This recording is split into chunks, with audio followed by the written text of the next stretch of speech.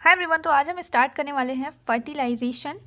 तो लास्ट जो टॉपिक्स हमने पढ़े थे वो हमने गैमेटोजेनेसिस के बारे में पढ़ा था, जिसमें हमने स्पर्मेटोजेनेसिस साथ साथ में oogenesis भी कंप्लीट किया था। ठीक है, तो यानी कि हमारा जो प्रोडक्ट था स्पर्मेटोजेनेसिस का दैट वाज स्पर्म, और oogenesis में हमने बनाया था सेकेंडरी oocyte या उसके थ्रू बना था ओवम।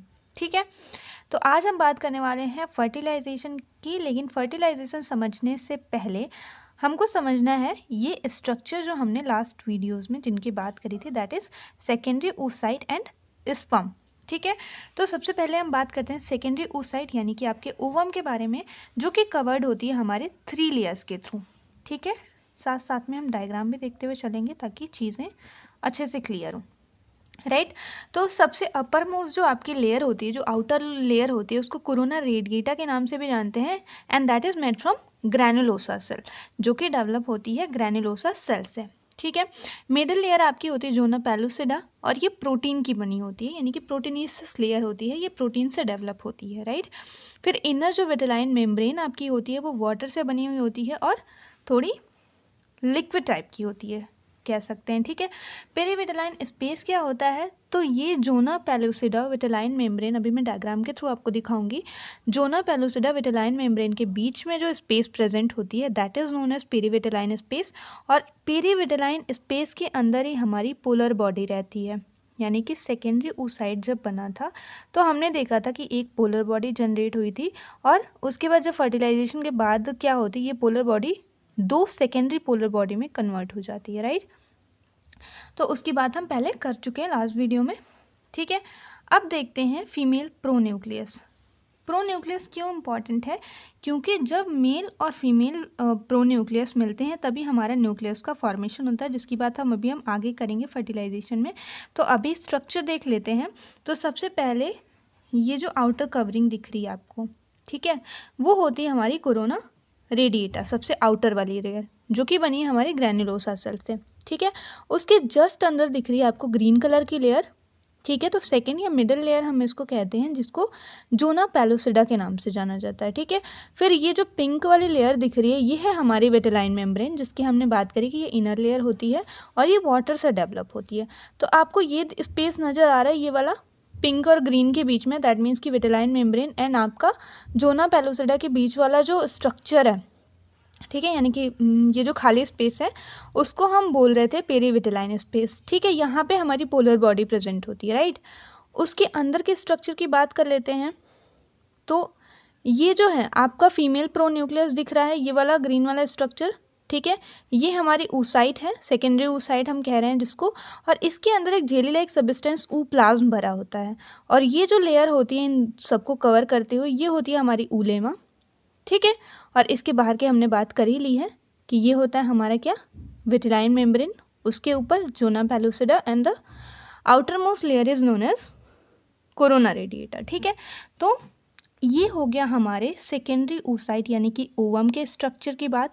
अब हम देखेंगे स्पर्म को। ठीक है, जो हमने स्पर्मेटोजेनेसिस के थ्रू जनरेट किया था, या जो स्पर्मेटोजेनेसिस के थ्रू बना हुआ था। तो देखो, आइडियली जो स्पर्म होता है उसके अंदर हेड एंड टेल होता है। ठीक है, फिर जो हेड होता है स्पर्म का वो कवर्ड होती है हमारी एक्रोसोमल कैप के थ्रू, जो कि अभी मैं दिखाऊंगी आपको, और ये कंटेन करती है एक हाइलोरोनाइडेज एंजाइम को। ठीक है, फिर अपर पार्ट जो टेल का होता है उसको हम बॉडी के नाम से जानते हैं। तो आपसे अगर ये पूछे कि बॉडी क्या है, तो it's a part of tail. Tail जो होता है स्पर्म का उसी का पार्ट होता है बॉडी, जो कि कंटेन करता है माइटोकॉन्ड्रिया को। अक्सर AXA के नाम से भी जानते हैं इसको, माइटोकॉन्ड्रिया को, जो कि स्पर्म के बॉडी में प्रेजेंट होता है।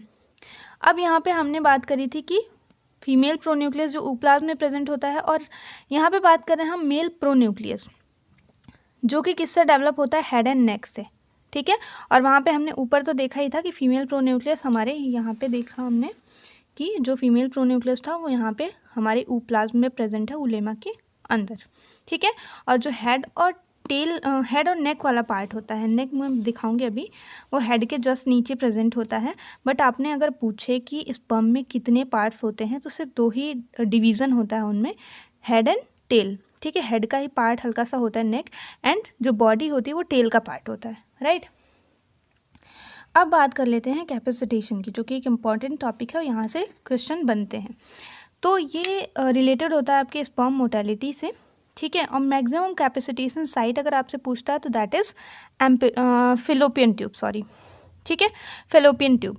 फिर उसके बाद से कैपेसिटेशन मोटाइल किस में होता है, तो इपिडिडाइमस जो मेल का रिप्रोडक्टिव ट्रैक होता है उसमें इपिडिडाइमस में मोटाइल होता है, लेकिन हाइपर मोटेलिटी गेन करता है ये जब फीमेल को फेलोपियन ट्यूब में होता है स्पर्म, ठीक है। फिर टाइम कितना होता है कैपेसिटेशन का, कैपेसिटेशन में टाइम कितना लगता है, तो 2 to 6 आवर्स का टाइमिंग होता है, ठीक है। आपसे ये भी पूछ लिया जाता है कि कैपेसिटेशन के लिए रिस्पॉन्सिबल आपका जीन कौन सा है, तो वो है हमारा कैस्पर। कैपेसिटेशन के रिस्पॉन्सिबल जीन होता है हमारा कैस्पर, एंड रिस्पॉन्सिबल इलेक्ट्रोलाइट होती है हमारी कैल्शियम, ठीक है। तो डायग्राम पे मतलब इतना अच्छा तो नहीं बना है, बट यू विल अंडरस्टैंड, ठीक है। बुक वाला डायग्राम में रेफर करना। देखो, आप हेड के ऊपर एक कैप लगी है, एक्रोसोमल कैप, जो कि कंटेन कर रही है हमारे हाइलुरोनॉइड्स को, ठीक है। फिर ये हेड वाला पार्ट है और ये पूरा टेल वाला पार्ट है। टेल का ही पार्ट होता है बॉडी, जिसके अंदर आपको माइटोकॉन्ड्रिया दिख रहा है, ठीक है। हेड और नेक, ये हेड है हमारा और ये वाला नेक हम कंसीडर करते हैं, यही मेल प्रोन्यूक्लियस का फॉर्मेशन करता है, राइट। तो ये हो गया हमारा किसका डिस्कशन, स्पर्म के स्ट्रक्चर का डिस्कशन।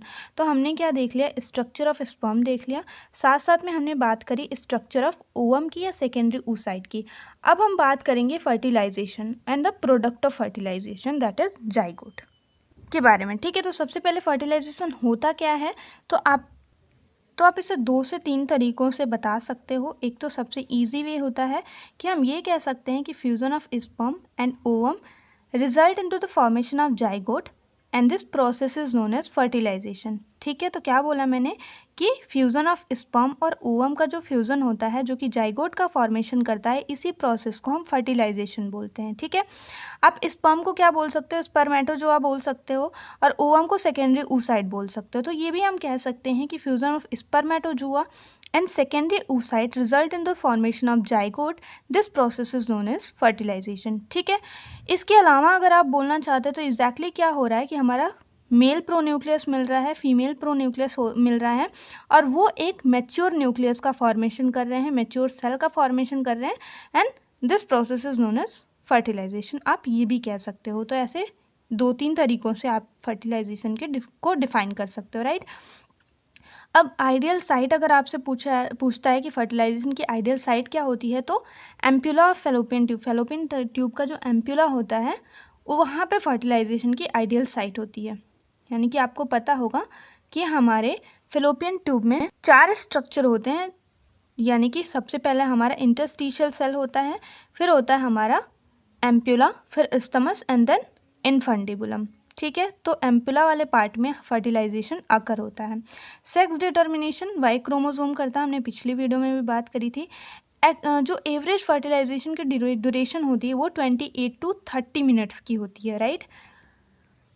देखो आप, जो मतलब जब स्पर्म रिलीज़ होते हैं वेजाइना में, तो वो 20 मिनट्स तक वहाँ पे रहते हैं, क्योंकि वहाँ पे भी म्यूकस का सिक्रीशन हो रहा होता है, तो वहाँ पे उनको स्ट्रगल करनी पड़ती है। मिलियंस ऑफ स्पर्मेटोजोआ रिलीज़ होते हैं, ठीक है। तो वहाँ पे 20 मिनट्स टाइम लगता है। यूट्रस तक आते हैं तो 3 मिनट में पहुँचते हैं वो यूट्रस में, और वहाँ पे मतलब मिलियन से यहाँ पे 1000 स्पर्मेटोजोआ सिर्फ रीच कर पाते हैं यूट्रस में। फेलोपियन ट्यूब में फिर वो 5 मिनट तक रुकते हैं। फेलोपियन ट्यूब में 300 to 500 स्पर्म ही जाते हैं। यहाँ पे मिलियंस में स्पर्मेटोजोआ रिलीज़ हुए थे, जो कि 1000 पहुँचे यूट्रस में, फेलोपियन ट्यूब तक पहुँचते 100 रह गए, ठीक है। अब फ्यूज़न ऑफ गैमेट्स कैसे होते हैं, क्या चीज़ें होती हैं वहाँ पे, तो ये देख लेते हैं। देखो, हमने सबसे पहले जब सेकेंडरी oocyte की बात करी थी तो आउटर मोस्ट लेयर हमने कोरोना रेडिएटा पढ़ा था, ठीक है। तो वो जो oocyte की कोरोना रेडिएटा लेयर होती है वो एक्रोसोमल रिएक्शन से फ्यूज डिजॉल्व हो जाती है, राइट। यानी कि बहुत सारे स्पर्म आएंगे और आपके क्या होते हैं, कोरोना रेडिएटा के ऊपर आके चिपक जाते हैं और उनसे रिएक्शन होता है, जैसे कि हाइलुरोनिडेज जो आपका एंजाइम था वो क्या हुआ, वो सिक्रेट हुआ एक्रोसोमल कैप से, और उसने वो डिजॉल्व कर देता है आपके कोरोना रेडिएटा ऑफ oocyte, ठीक है। 300 to 500 स्पर्मेटो जो आपके जोना पेलुसिडा से अटैच हो पाते हैं, जो कि मिडल लेयर होती है हमारे उस साइड की। और जो जोना प्रोटीन JP3 जो होता है वो एक स्पेसिफिक फर्टिलाइजेशन प्रोटीन होता है जो कि हाईली सेलेक्टिव इन नेचर होता है, ठीक है। और ये अलाउ करता है आपके स्पर्म की एंट्री को इनसाइड द ऊलेमा, ठीक है। फिर अब हम बात कर लेते हैं कि ऊ साइड में सिर्फ एक सिंगल मेल प्रोन्यूक्लियस एंटर करता है। और मेल प्रोन्यूक्लियस से हमारा क्या मतलब है कि आपका हेड और नेक जो है स्पर्म का सिर्फ वही एंटर करेगा, बाकी टेल आउटसाइड जोना पेलुसिडा निकल जाती है, ठीक है। विटेलाइन मेम्ब्रेन जो होता है वो हमारे मेल प्रोन्यूक्लियस की एंट्री को प्रमोट करता है। मियोसिस सेकेंड यहाँ पे होगी, मैंने पहले भी बोला था जब हम oogenesis की बात कर रहे थे, तो मियोसिस सेकेंड सेकेंडरी oocyte में तब तक नहीं होगी, ठीक है।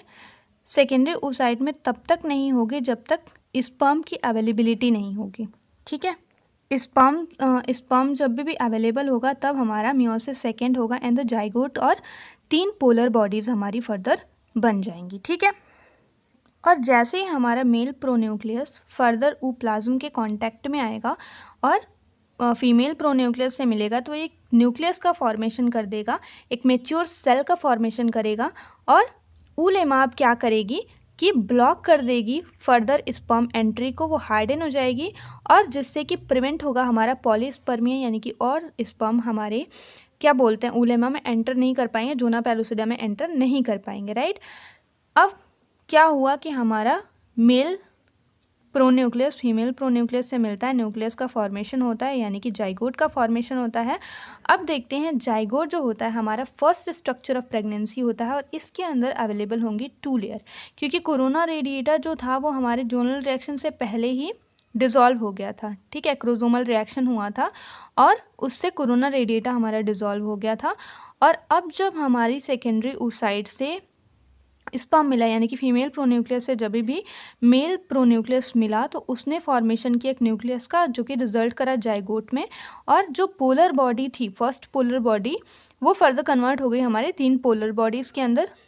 मियोसिस सेकेंड के थ्रू 3 पोलर बॉडीज़ बनी, और ये हमारा फाइनल जाइगोट का स्ट्रक्चर दिख रहा है आपको, ठीक है। इसके अंदर आपको एक न्यूक्लियस दिख रहा है, एक मेल प्रोन्यूक्लियस, एक female pronucleus, and that lead to the formation of a nucleus, ठीक है। फिर विटेलाइन मेम्ब्रेन हमारी पहले भी थी, पेरीविटेलाइन स्पेस के अंदर आपको 3 पोलर बॉडीज़ दिख रही हैं, जो कि पहले एक थी, अब यानी कि मियोसिस सेकेंड हो चुकी है, फर्स्ट पोलर बॉडी कन्वर्ट हो चुकी है हमारे सेकेंड पोलर बॉडी में, जिसका नंबर कितना होता है 3 होता है, ठीक है। जोना पेलुसिडा वाली लेयर ऐसी बनी रहेगी। और कुछ दिन तक ये भी बोलते हैं कि यानी कि जो न्यूट्रिशन होता है सिक्रेटरी सेल से तो मिलता है, साथ में पोलर बॉडी ये जो तीनों हैं ये सपोर्ट करती हैं जाइगोट को, ठीक है। तो अब हम आगे जो टॉपिक पढ़ने वाले हैं वो हम पढ़ेंगे इम्प्लांटेशन नेक्स्ट वीडियो में। आई होप सो कि चीज़ें आपको क्लियर हुई होंगी, समझ में आई होंगी, एंड थैंक्स फॉर वॉचिंग।